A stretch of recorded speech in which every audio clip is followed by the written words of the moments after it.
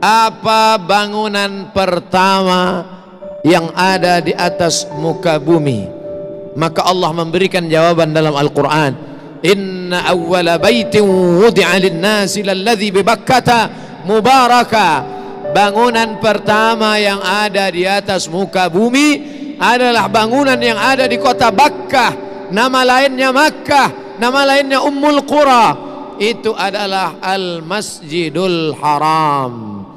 Kemudian Nabi SAW ditanya, apa bangunan kedua di atas muka bumi?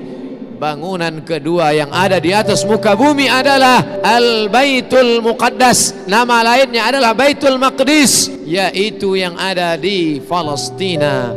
Allah berfirman dalam Al-Quran, Subhanalladzi asra bi'abdihi laylan minal masjidil haram, di kota Makkah Al-Mukarramah, ilal masjidil aqsa, yang ada di Palestina.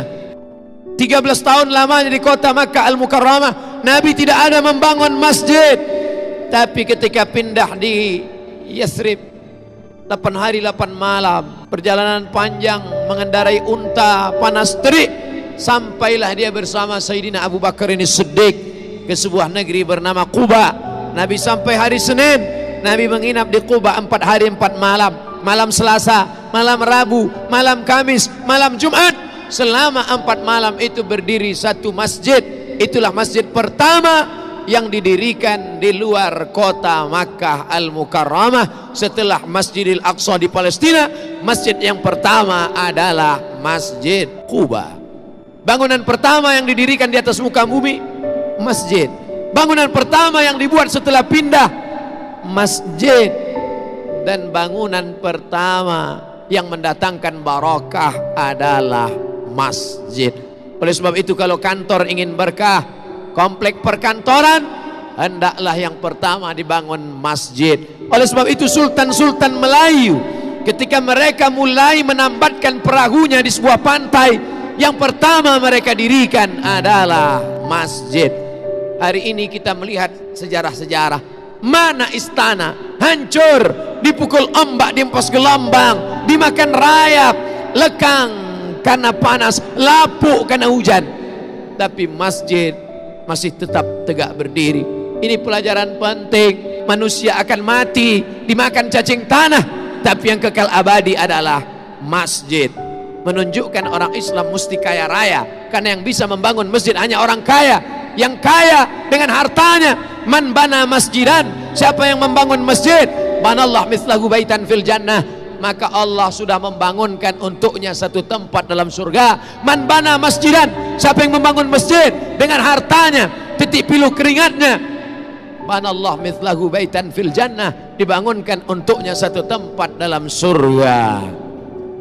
Tapi Allah adil. Bagaimana dengan orang miskin yang tak bisa membangun masjid? Man shalla itsnatai asyrata raka'ah, siapa yang salat sunat 12 rakaat fil yaumi wal lailah, sehari semalam, siang 12 jam, malam 12 jam, dia laksanakan salat 12 rakaat, 2 rakaat sebelum subuh, 4 rakaat sebelum zuhur, 2 rakaat setelah zuhur, 2 rakaat setelah maghrib, 2 rakaat setelah isya, 12 rakaat salat rawatib qabliyah ba'diyah muakkad setelah salat fardu, sebelum salat fardu.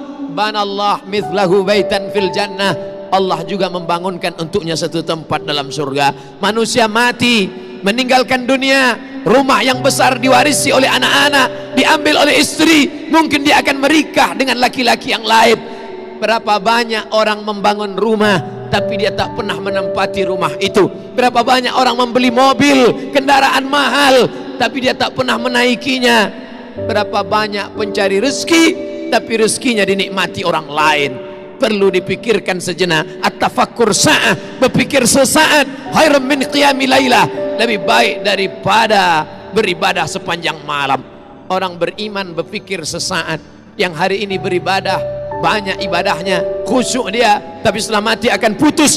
Idza matal insan, dalam Sahih Muslim, idza matal insan, kalau manusia mati, inqata'a, putus amalnya.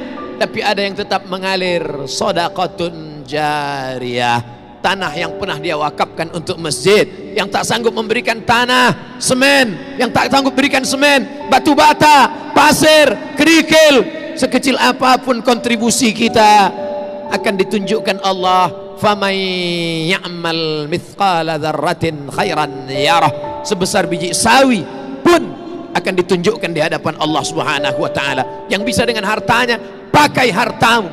Tapi ada orang yang tak punya harta, tapi dia juga punya kontribusi terhadap masjid. Siapa itu? Orang yang dititipkan Allah jabatan, amanah, kekuasaan. Pakailah untuk menegakkan agama Allah. Agama Allah tidak perlu dibela, Allah tidak perlu ditolong. Huwal Aziz, Allah Maha Perkasa. Huwal Jabbar, Allah Maha Kuasa.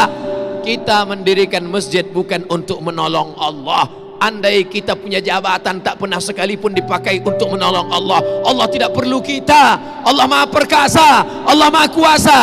Kita menolong agama Allah hakikatnya untuk menolong diri kita. Intan surullah, kalau kau tolong agama Allah, yansurkum, Allah akan menolong kamu. Pada saat kaki tidak dapat tegak berdiri, tak ada yang bisa menolong. Yauma yafirrul mar'u min akhihi, orang akan lari dari saudara kandungnya. Wa ummihi wa abi, lari dari ibunya, lari dari ayahnya. Wa sahibatihi wa bani, lari dari istrinya, lari dari suaminya. Anak-anak tak bisa menolong. Likulli imri'im minhum yauma idzin sya'nun yughnih, maka pada saat itu yang bisa menolong hanya amal, amal, amal. Salah satu amal yang kekal abadi adalah membangun masjid.